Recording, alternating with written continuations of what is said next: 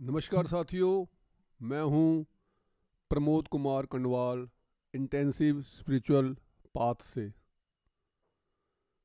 जो व्यक्ति सत्संग में चले जाते हैं, गुरु धारण कर लेते हैं, उनके अंदर एक बहुत बड़ी मिसअंडरस्टैंडिंग ये पैदा हो जाती है कि हमने अब तो गुरु धारण कर लिया है या सत्संग में आ गए हैं। अब तो ये जो सत्संग चला रहे हैं, जो गुरु हैं, वही हमारा भला करेंगे, वही हमारे सारे कार्य करेंगे। अब हमारा सारा काम खत्म हो गया है। अब हमारी जितनी भी गंदगी है यही साफ करेंगे और अब हमको गंदगी करने का लाइसेंस मिल गया है। ये सबसे बड़ी जो उनके दिमाग में फतूर भर जाता है, इसका वो बहुत ज़्यादा नुकसान पहुंचाते हैं। जो गुरुजन होते हैं या आचार्य होते हैं, संत महात्मा होते हैं, वो मार्गदर्शन करते हैं। ये बात संत महात्मा बार बार बताते हैं कि करना आपको ही होगा। रास्ता बता दिया गया है, चलना आपको ही होगा।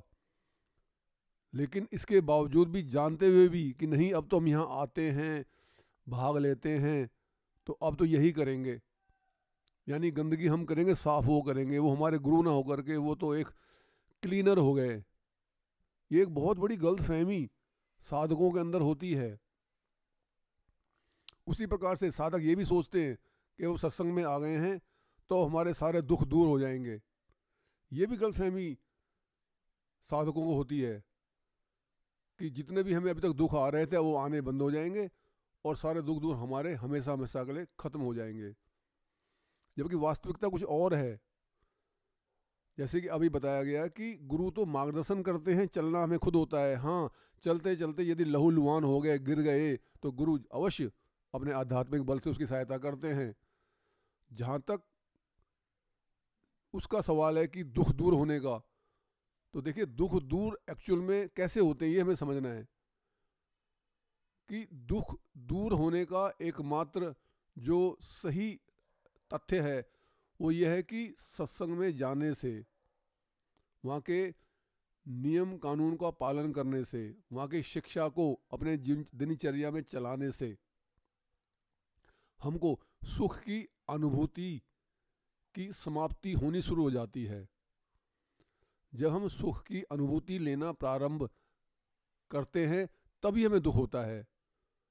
और जब हम सुख को भोगना बंद कर देते हैं, संत जनों की शिक्षा को मानते हैं कि नहीं ये संसार तो दुखालय है, यहाँ से तो सुख मिल ही नहीं सकता, यहाँ से तो हमेशा दुख ही दुख मिलेगा, तो वो फिर इस संसार से सुख की कामना को समाप्त कर देते हैं।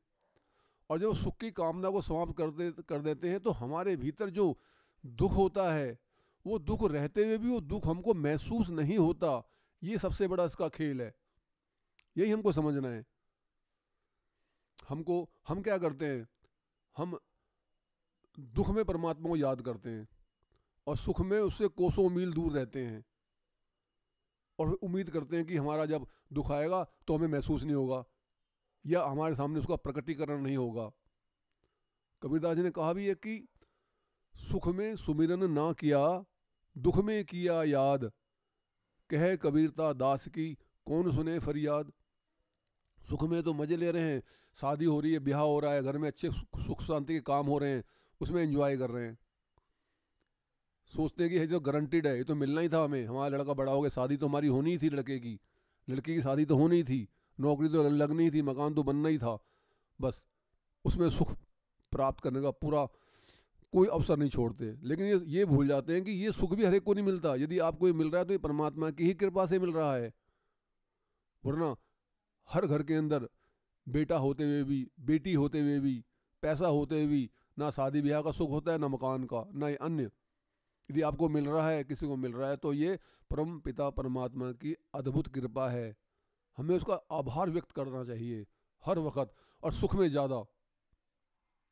लेकिन हम ऐसा कभी करते नहीं है। सुख में एकदम पूरी तरह से उसको भूल जाते हैं। अब जो तीर हाथ से छूट गया है, जहाँ तक दुख की बात है, वो वापस तो नहीं आ सकता। जो कर्म हमने कर दिए वो वापस तो नहीं आ सकते। लेकिन जो हमने तीर चला दिया है, यदि हमें समझ में आ गया कि तीर नुकसान करने वाला है, तो संत महात्मा उनको उनका लक्ष्य बदलने की सलाह देते हैं। अपना लक्ष्य बदल दीजिए जो आपने तीर चलाया है, ताकि लक्ष्य वहाँ से हट जाएगा तो वो तीर नुकसान इतना नहीं करेगा और आपके कर्म होने से बच जाएंगे। यानी जो अब वर्तमान में आप चल रहे हैं, वर्तमान में आपने जो अनावश्यक उद्देश्य बना रखे हैं संसार के अंदर, बहुत अधिक पढ़ के बहुत अच्छा नौकरी, बहुत अच्छा धन कमाने का, मकान बनाने का या अन्य ऐश्वर्य को जमा करने का, उन सबको बदल दीजिए। क्योंकि इसके अंदर पहले भी संसार में लाखों कुबेरपति होके जा चुके हैं। वो अपने हाथ से यहाँ से पकड़ के कुछ लेके गए नहीं, जिसका प्राचीन काल के अंदर सिकंदर सबसे बड़ा उदाहरण है। सारी धन दौलत उसने कहा मेरे पीछे पीछे चलनी चाहिए, मेरे दोनों हाथ बाहर होने चाहिए, दिखने चाहिए। कितनी बड़ी धन दौलत होने के बाद भी मैं यहाँ से खाली हाथ जा रहा हूँ। जिस धन दौलत को कमाने के लिए, जिस एम्पायर को जमा करने के लिए, साम्राज्य एकत्र करने के लिए मैं यहाँ से इतना ज़्यादा मैंने खून खराबा किया, 1 ग्राम मिट्टी भी लेके नहीं जा रहा हूँ, 1 फूटी कौड़ी भी लेके नहीं जा रहा हूँ। तो उसको तो बहुत देर हो गई समझने में, बहुत देर हो गई समझने में।